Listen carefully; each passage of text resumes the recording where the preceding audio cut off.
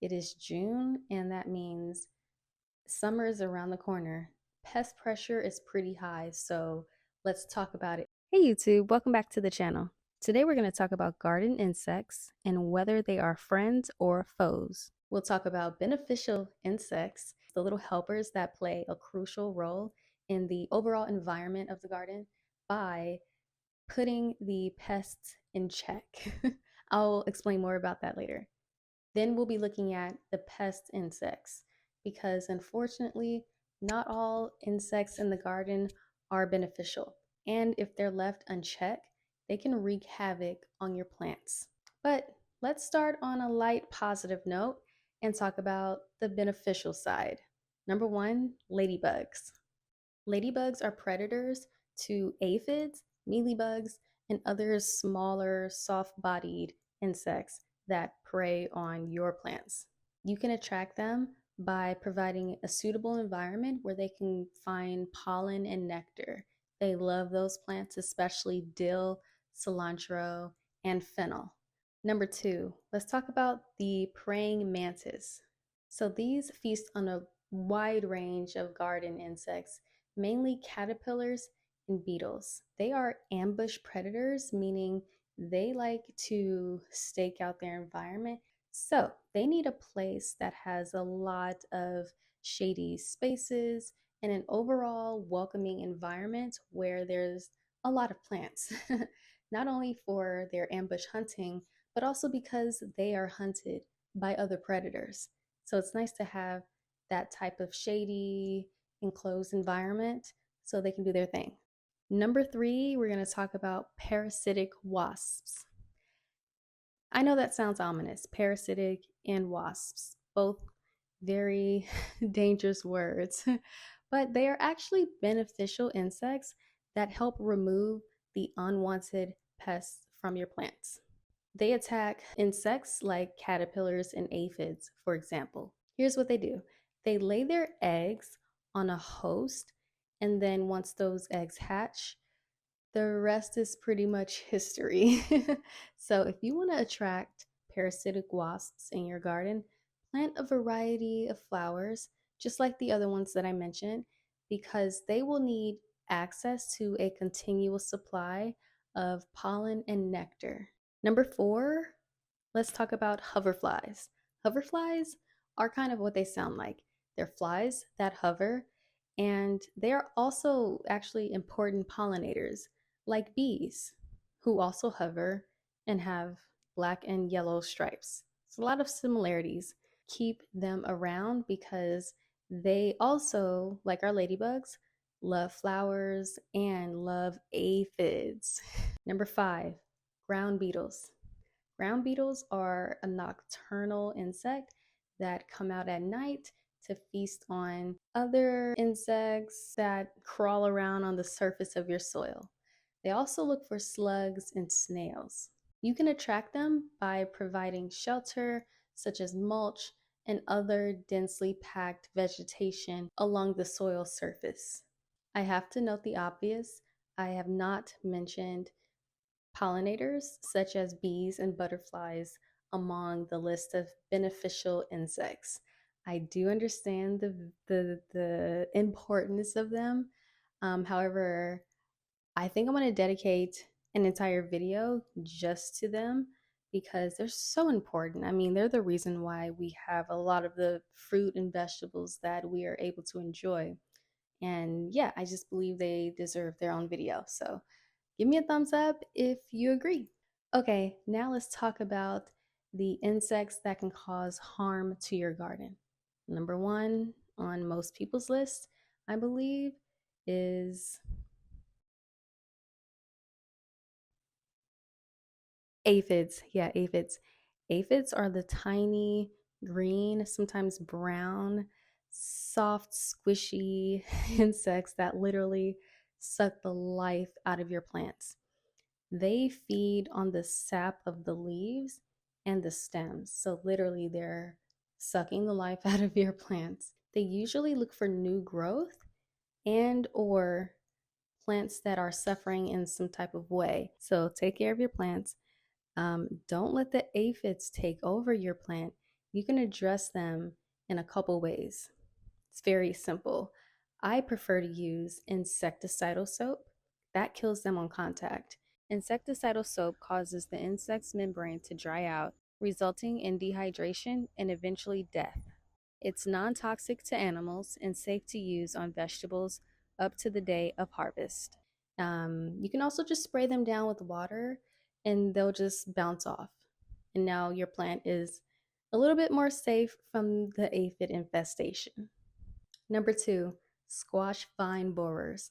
I'm actually dealing with that issue right now in the garden. My zucchini plants have, ew, so gross, the tiny little squash vine borers inside of its stem. If you ever wonder why your squash plant is underdeveloped, take a look at the stem. Take a really close look at the stem. You may notice a squash vine borer taking up residence. It's cute though. So how does this happen? The moth flies and lays their eggs. The egg hatches into a larva, and it's at this stage where the harm is done. The larva digs its way through the squash stem and begins to eat its way through it, which causes the damage that we see. It then enters its pupa stage and emerges later as an adult moth. You can sprinkle diatomaceous earth on the soil around your squash plants to prevent the worm from getting in the first place. But if it does happen to happen, if it happens anyway, you can actually just manually take the vine borer out and hopefully your plant can recover from there. Next, let's talk about the Japanese beetle. And it grows into a larva. Starts off as an egg under the soil. It then grows into a larva, and it's at this point where it begins to feast on the roots of the plant. So you don't really see the damage happening because it's under the soil. However, you will notice that your plant is suffering. Maybe you'll scrape the soil back. Maybe you'll take a look under the plant. Maybe you'll find a grub, and maybe the plant can be saved, maybe not. But here's what you can do to prevent it in the future. You can apply milky spore to the soil surface. Milky spore is a bacteria that comes as a powdery white substance. It's usually applied to keep grubs out of lawns. Once it's ingested by the grub will begin to die and release more of that spore bacteria into the soil. Once it's in there, it will contact other grubs in the area, causing the same effect. Another way to combat the Japanese beetle is by applying beneficial nematodes to your soil. Nematodes are microscopic organisms that have a bacteria, when ingested, will kill the insect from the inside out. So by applying beneficial nematodes to your garden, you can pretty much attack all types of insects that are living under the soil surface. Hopefully just the harmful ones. Okay, we got two more. My next one is my personal least favorite, and that is the tomato hornworm. I deal with this every season, anytime I've ever grown tomatoes. This is another occasion where a moth flies in, lays its eggs, and the result is a caterpillar munching on your plant. In this case, it's the leaves, and it's very easy to identify the leaf damage. I mean, it looks really, really bad and it's very noticeable. Here's what you can do about it. You can pick the caterpillars off by hand. I don't prefer that.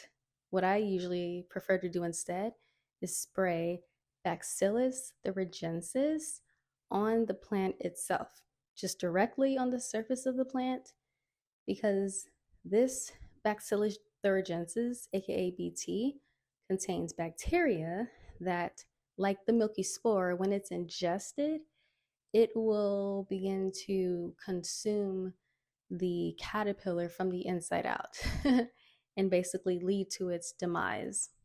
So I use BT to get rid of hornworms, and I think it's very effective. All right, number 5 on the list of pests is Something similar to the hornworm that I just mentioned. This one is a cabbage worm.